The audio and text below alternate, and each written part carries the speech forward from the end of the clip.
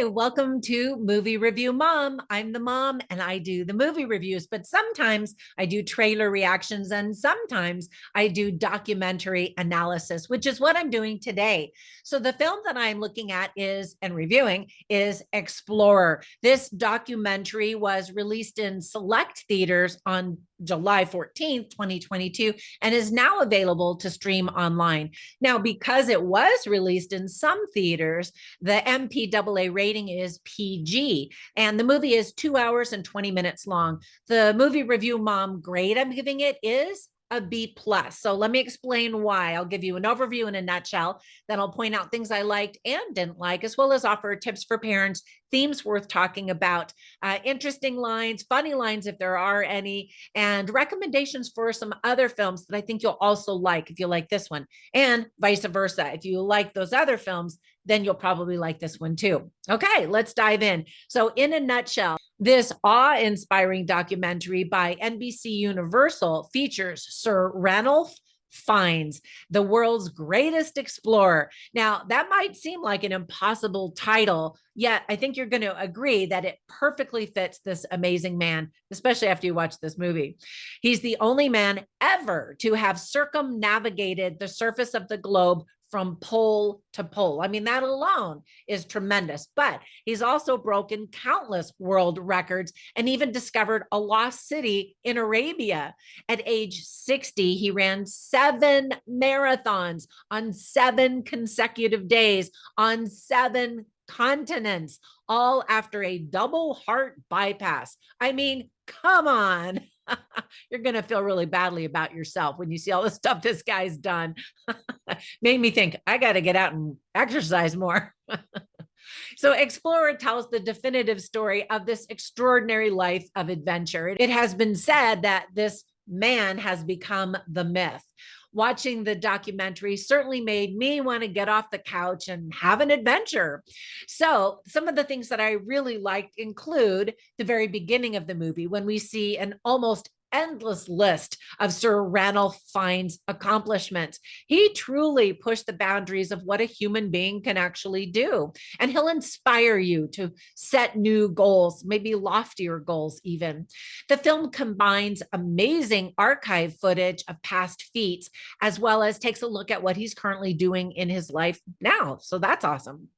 We learn that Sir Ranulph Twistleton Wycombe Fiennes inherited his title as 3rd Baronet, but he prefers to simply be called Ran because he hasn't earned that title. And actually, I think Rand is appropriate because he ran a lot in his lifetime.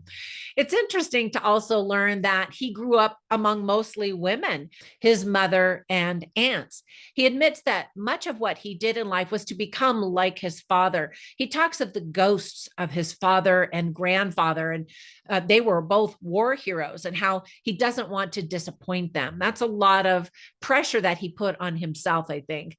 Rand's wife must have been quite an amazing woman herself. She described herself as just a housewife, and yet she really was the impetus for many of the adventures and quite the adventurer and marketer herself. We get to see old footage of her as a young child, a teenager, and a wife because they knew each other since they were children. And I just love stories like that. Sadly, they never had children together, and she actually died of cancer. About losing her, he said, quote, "The love was huge and time doesn't heal it." She encouraged him to remarry again after her death, which he actually did do. And he even had a daughter with the second wife who is currently involved in conservation efforts. In the film, he criticized packaged vacations where tourists see, all of the typical locations when you go to a famous destination. And I'm definitely guilty of that. I mean, I want to see all that stuff. It's all cool stuff. But instead, he challenged people to look for something unique and off the beaten path. Now, for what it's worth, I've tried to do that too. I try to do both. He's honest about why he goes on speaking tours. to pay the bills. His adventures were notoriously expensive, and he had to raise all the funds himself. Well, he and his wife. And like I said, she was a great marketer and was able to provide financial support for all of his adventures. He's never had much money and currently drives a beat up Ford Mondeo covered in duct tape. At the end of the film, we see a title card claiming that it's for sale. And I thought that was cute. That was a really nice touch at the end of the film. We also get to see video clips of a young Prince Charles of England giving praise to Rand for his gloriously mad adventures. In addition to his quest to explore the world, he auditioned to be James Bond in the movies and can now add filmmaker of this documentary to his resume. Now, he didn't obviously get picked to play James Bond, but he auditioned and we get to see some of those little audition tapes. So I thought that was pretty cool. He laments his old age and inability to do everything that he used to be able to do. As the camera shows him going on a slow hike up a hill, a fast jogger runs by and he laughs. Those were the days. His matter-of-fact attitude about life and death is revealed when he states, quote, "We have a time down here, and when it's done, it's done." Oh, I should have said that with a British accent, right? Because it's so British to have the stiff upper lip and have that attitude about life and death. And so I thought that that was really cute. We get to hear him speak a lot in the movie, and he definitely has a British accent and a stiff upper lip attitude. So now, with all of that praise, there were some things that I didn't like or thought could have been done better. First of all, the film jumps around in Rand's timeline, which might feel confusing for viewers. A narrator might have been helpful to tie the scenes together and maybe it creates some kind of continuity. It could have been his own voice, or somebody else maybe that knew him, or just a really good narrator. I wonder how Rand's second wife feels about her tiny amount of screen time that she got at the end of the film. It would be very hard to live in Ginny's shadow. Ginny was the first wife. And Rand admits that being married again and having a daughter make his life complete. And I thought that was a very sweet and appropriate tribute to his second wife. So you can't do great things and break barriers without criticisms from others. So it was interesting to hear quite a few voice recordings that pointed out the negative things about Rand. And I thought that was interesting and actually pretty brave of Rand to include that in the documentary about his life. One of the things that Rand has been criticized for is not being more vulnerable in interviews over the years and taking more time for self-reflection. There's a tiny bit of that. He's mostly just remembering events and, how he felt maybe at the time, but not really looking back on his life and really getting all gushy about it. The most teary-eyed we see him get is when he talks about Ginny. All right, so let me give you some tips for parents. I think most kids are going to be bored unless they've got that adventurous spirit. But it is a documentary, and kids generally get bored with documentaries, sadly. There are several F-bombs, so it really should be rated R because of that. There is talk of killing men in war and how we felt about that. Dangerous activities, for sure, are demonstrated.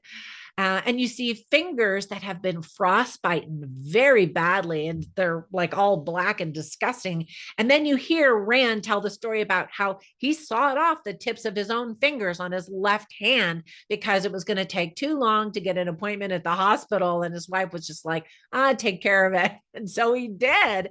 So that kind of reveals a lot about her character too, that she was just like, whatever. So let me give you some themes that were illustrated very well and definitely are predominant in the story. And that is, first of all, courage, determination, drive, goals, passion, and vision. And all of those are great qualities that will inspire you to look at how you might push yourself a little further in your life. So I mentioned that I always write down funny lines and interesting lines. I didn't write any funny lines down. It's not really a comedy, but I do have some interesting lines that I want to share with you. I have them all written on my written review at moviereviewmom.com. But so one is a quote by his sister-in-law, Arabella McIntyre Brown. And she says, when he's got his work head on, he's very single-minded. And I think that's what it takes to be able to achieve these incredible accomplishments. Anyone who has achieved such a high level of success absolutely understands focus, right? And then there's a little scene where it shows him just, well, many scenes actually that show him on these incredibly difficult terrain, landscape, roads and mountains and such. And he says, the rougher the roads, the better. And he says it with a smile, like, you know, he really believes that and means it. And then another quote by his sister-in-law was, his instinct to survive is greater than his grief. And that was referring to when her sister, his first wife, passed away. And you can see that he's still just giving it his best effort. He's never going to give up until his very last breath. And that will probably be against his will. You know, he's just got lots of other goals that he wants to accomplish. All right. So before I go, let me give you a couple of recommendations of films that I instantly thought of as I was watching this. The first one is called Against the Ice. Now, it is a feature film drama, but it's based on a true story about some explorers that were out in the ice and the snow and the mountains, and things happened. And it's a really interesting movie. And then the second one is called La Liste, which is a French word. And it is also a documentary based, well, it's a documentary, so it's based on a true story. And it's about these mountain climbers and how they set these goals to climb up these ridiculously high mountains. I mean, the highest ones they can find in the world, basically. And they're just crazy dangerous. And it's really interesting to watch these guys do what they love and at some point decide, maybe I've crossed the line. My life isn't worth risking just to go up that much further. And so that was kind of an interesting revelation for the viewers and probably for them too. All right, that's it for my review. Thank you so much for supporting me by watching this channel. Be sure and subscribe if you haven't already. Ring that little bell notification and it'll tell you every time I upload a new video, which is every day. So thank you again. I appreciate all that you do to help my channel grow. I will catch you in the next video. And until then, bye for now.